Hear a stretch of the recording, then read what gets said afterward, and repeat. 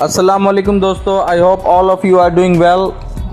आज हम पढ़ेंगे कि कंजंक्शन क्या होता है। ऐसे अल्फाज जो जुमलों के हिस्सों को जोड़ने के लिए या कोई रिलेशनशिप का काम करते हैं वो कंजंक्शन कहलाते हैं। एंड, बट, और ये बहुत ज़्यादा इस्तेमाल होने वाले कंजंक्शन वर्ड्स हैं। अगर हम फेराज में या अपने सेंटेंसेस में कंजंक्शन वर्ड्स का यूज़ ना करें तो हमें छोटे छोटे सेंटेंसेस बनाने पड़ेंगे और फिर सेंटेंसेस का कोई मतलब भी सही से नहीं बन पाएगा।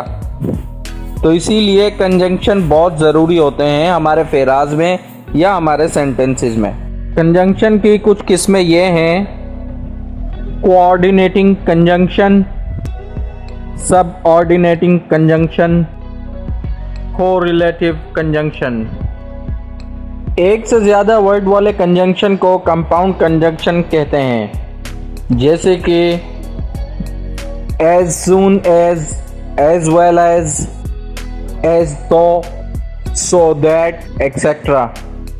कोऑर्डिनेटिंग कंजंक्शन सबसे ज़्यादा इस्तेमाल होने वाले कंजंक्शन वर्ड्स हैं, जैसे nor, but, yet, for, so. ये दो अल्फाज या दो फेराज या दो इंडिपेंडेंट क्लॉजेस को जोड़ने के काम करते हैं। लेफ़्ट साइड पे दो अल्फाज जोड़ने की मिसालें हैं और राइट साइड पे दो फेराज को जोड़ने की मिसालें हैं, जैसे कि mister and missus Faisal are rich but humble.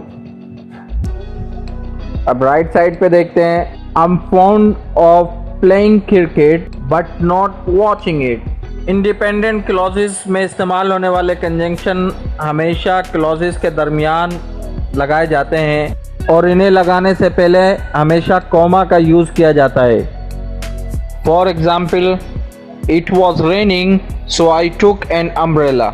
सब ऑर्डिनेटिंग कंजंक्शन क्या होता है? अगर किसी जुमले में ऐसी क्लॉजेस हों कि वो अलग अलग मुकम्मल मायने देते हैं, जैसे हमने इससे पहले कोऑर्डिनेटिंग कंजंक्शन की मिसालों को देखा। इन मिसालों में अगर कंजंक्शन निकाल दिए जाएं तो फिर भी ये अपने तौर पर अलग अलग दो दो जुमले होंगे। यह इंडिपेंडेंट क्लॉजेस कहलाती हैं, लेकिन अगर एक क्लॉज का दारोमदार किसी दूसरी क्लॉज पर हो, जैसे I went to the market since we were out of milk. इस जुमले में पहली क्लॉज यानी I went to the market मुकम्मल मानी दे रही है, जबकि दूसरी क्लॉज यानी we were out of milk कुछ मायने तो दे रही है मगर मुकम्मल मायने खेज नहीं है। इस क्लॉज का दारोमदार पहली क्लॉज पर है और इसे लफ्ज़ सिंस से जोड़ा गया है, जो एक सब ऑर्डिनेटिंग कंजंक्शन है। अब आप समझ गए होंगे कि ऐसा लफ्ज़ जो इंडिपेंडेंट क्लॉज को सब ऑर्डिनेटिंग क्लॉज से जोड़े वो सब ऑर्डिनेट कंजंक्शन कहलाता है। सब ऑर्डिनेटिंग कंजंक्शन में कौन कौन से वर्ड हैं जो आते हैं? इसमें आते हैं because, since, if, where, which, till, wherever, whenever, etc।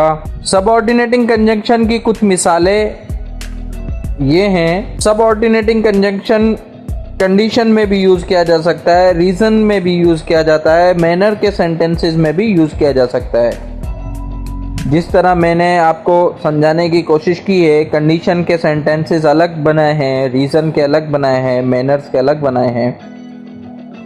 अब कंडीशन के सेंटेंसेस देख लेते हैं कुछ। You will not succeed unless you study hard. अब रीज़न के देख लेते हैं। He stayed at home because he was tired. अब मैनर्स में देख लेते हैं। He taught her how to play guitar. Subordinating conjunction के नतीजे में बनने वाली सबऑर्डिनेटिंग क्लॉजेस को जुमले के शुरू में भी लगाया जा सकता है। कोरिलेटिव कंजंक्शन को हमेशा पेयर्स की शक्ल में और इक्विवेलेंट यानी एक जैसे सेंटेंसेस ऑफ एलिमेंट्स को जोड़ने के लिए इस्तेमाल किया जाता है। इनकी कुछ मिसालें पेयर्स में हमने दी हुई हैं, जैसे कि नीदर, नॉट, ईदर, और, बट, ऑल्सो, वेदर, और, जस्ट एज।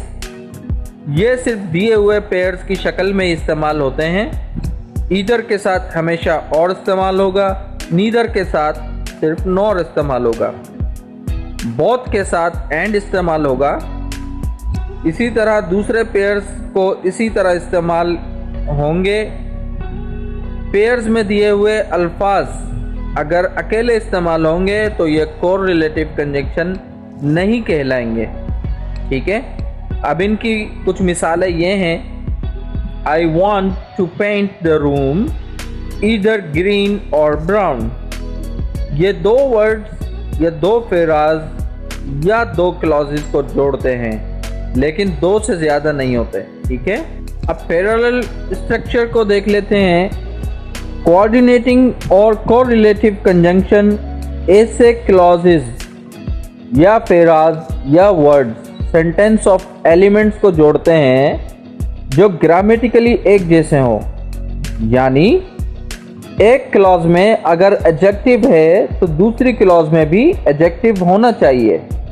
जैसे कि the house is both large and pleasant. इस जुमले में लार्ज और प्लेजेंट दोनों एडजेक्टिव हैं। ये जुमला दुरुस्त है, लेकिन अगर इस जुमले को यूं लिखा जाए तो ये गलत होगा।